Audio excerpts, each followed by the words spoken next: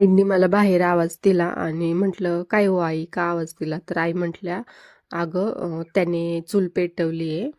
चुलीवरती ना त्याने भात शिजवलाय कोंबडींच्या म्हणजे पिल्लांसाठी. तांदूळ आणलं होतं त्याने, त्याचा भात शिजवलाय. तर तो भात शिजून झालाय. जर तू तू मला म्हटली होती की तुला ते अंडे आवडतात नाही का शेणात भाजलेले, तुम्ही लहानपणी खायचे. तर शेण पण आहे आणि अंडी पण आहेत. जर तुला खायचं असेल तर मग तो तिथे शेण आहे, अंडे असतील जाळीमध्ये, ते आण आणि ते चुलीमध्ये भाजव.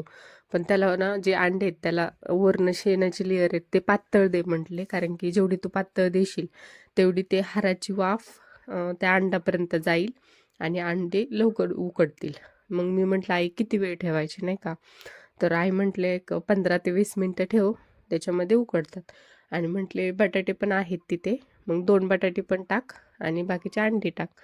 मग चुलीमधनं मग नंतर मी अंडी काढली, ती सोलली आणि मग त्याच्यावरती मीठ, मिरची आणि कोथिंबीर टाकून मग घरातल्या सगळ्यांना अर्धे अर्धे दिली. पण मग एवढे टेस्टी लागत होते ना ते.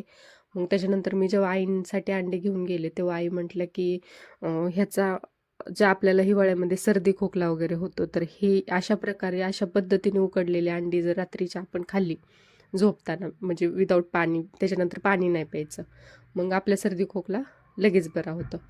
मग अशा पद्धतीने खूप दिवसांनी मी ही रेसिपी ट्राय केली आणि ह्याच्याबद्दल अजून माहिती घेण्यासाठी मी आपल्या चॅनलवरती फुल व्हिडिओ टाकलेला आहे, तर तो नक्की पहा. Thank you so